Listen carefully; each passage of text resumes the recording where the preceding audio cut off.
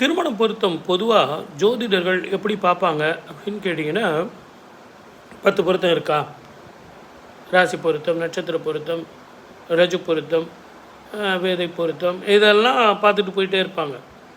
ஆனால் என்னுடைய கேள்வி என்னன்னு கேட்டிங்கன்னா, அதுக்கு ஜோதிடம் பார்க்கணுன்னு இப்போ அவசியமே இல்லை. ஏன்னு கேட்டிங்கன்னா, இன்டர்நெட்டில் போட்டிங்கனாலே இந்த ஜாதகத்துக்கும் அந்த ஜாதகத்துக்கும் பொருத்தம் இருக்கா அப்படின்னு மேட்ரு வந்துடும். அதே மாதிரி ரூ. 2 கொடுத்து ஒரு நோட் புக்கு வாங்கினீங்கன்னா அந்த புக்கில் வந்து தெளிவாக சொல்லியிருப்பான், இந்தந்த நட்சத்திரங்கள் இந்தந்த நட்சத்திரத்துக்கு பொருந்தி வரும், பொருந்தி வராதுன்னு. ரூ. 2 கொடுத்தாலே நீங்கள் பார்த்துக்கலாம். ஆனால் இதில் டெக்னிக்கலாக நீங்கள் பார்க்க வேண்டியது, தயவு செஞ்சு நீங்கள் முதல்ல புரிஞ்சுங்க. உங்கள் பிள்ளைக்கோ உங்கள் பொண்ணுக்கோ நீங்கள் பொருத்தம் பார்க்குறீங்கன்னா அந்த ஜோதிடர்கிட்ட முதல்ல கேளுங்க. மாமியாருக்கும் இந்த பெண்ணுக்கும், அதே மாதிரி மாமனாருக்கும் மருமகனுக்கும் ஒத்து வருமா இந்த ஜாதகம் அப்படிங்கிறத பார்க்கணும்.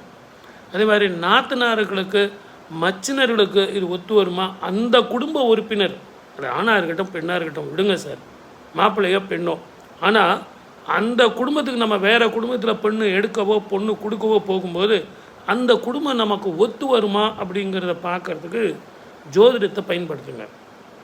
வெறும் மாப்பிள்ளை பொண்ணு மாத்திரமே ஒற்றுமையை நம்ம கனெக்ட் பண்ணக்கூடாது.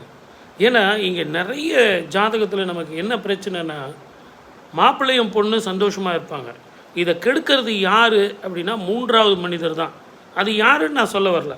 தேவையில்லாமல் நீங்கள் மாமனார் மாமியார், அடுத்த வீடு பக்கத்து வீடு இப்படின்னு நீங்கள் குற்றம் சொல்கிறத விட, நம்ம ஜாதகத்தில் எந்த 3வது மனிதனால் நம்ம திருமண வாழ்க்கை பாதிக்கும் அப்படிங்கிறத நீங்கள் முதல்ல புரிஞ்சுக்கணும். அதுலேயும் இந்த யங் ஏஜில் இருக்கீங்க இல்லையா, நீங்கள் அதை முதல்ல புரிஞ்சுக்கணும். எந்த அன்பாக இருக்கட்டும் சரி, எந்த பாசமாக இருந்தாலும் சரி, எல்லாமே ஒரு அளவோடு இருக்க வேண்டும். புதுசாக ஒரு பொண்ணு நம்ம வீட்டுக்கு வரா, புதுசாக ஒரு பையனை வந்து நம்ம மருமகனாக ஏற்றுக்கிறோம், அவனை நம்ம புரிஞ்சுக்கிறதுக்கு குறைஞ்சது ஒரு வருஷம் ஆகும். அப்படி இருக்கும் இந்த காலகட்டத்தில் நீங்கள் நல்லா புரிஞ்சுங்க சார். ஒரு பொண்ணு எல்லாத்தையும் விட்டுட்டு 20 வயசு வரைக்கும் ஒரு வீட்டில் இருந்துட்டு புதுசாக ஒரு வீட்டுக்குள்ளே வரும்போது சர்க்கஸ் கம்பெனிக்குள்ளே வரா மாதிரி தானே சார் இருக்கும். ஆம்பளை கூட பரவாயில்ல, ஒரு 5 நிமிஷம் இருந்துட்டு அவர் போயிட போகிறார். ஆனால் பெண் அங்கே வாழணும் சார். குலதெய்வத்தை விட்டுடுறா, குடும்பத்தை விட்டுடுறா, அண்ணன் தம்பி மாமா மச்சான் எல்லாரையும் விட்டுடுறா, தாய் தகப்பனை விட்டுடுறா, தனி மரமாக அந்த வீட்டுக்கு வரா. அப்போ நீங்கள் தானே சார் ஹெல்ப் பண்ணணும். புரிஞ்சுக்கிட்டு இந்த திருமண பொருத்தம் மட்டுமே இல்லை, இந்த மனப்பொருத்தத்தையும் பார்க்கணுங்கிறது தான் என்னுடைய வேண்டுகோள். சப்ஸ்கிரைப் பண்ணிட்டீங்களா? ஷேர் பண்ணுங்கள். இன்னும் நம்ம நிறைய பேசுவோம். சப்ஸ்கிரைப் பண்ணுங்கள் முதல்ல.